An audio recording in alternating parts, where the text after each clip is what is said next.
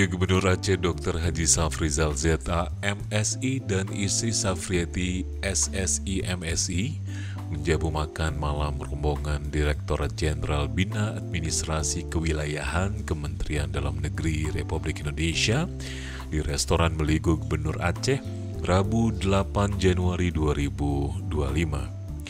Rombongan dari Jakarta itu dijamu dengan makanan khas Aceh, yaitu kuah belangong dan kuah pli, dan para tamu juga disuguhkan tampilan tari Randup Lampuan dan tari Saman hingga membuat suasana makan malam lebih hangat. PJ Gubernur Aceh Safrizal menyambut dengan gembira dan bahagia kedatangan jajaran di instansi yang ia pimpin di Kemendagri itu.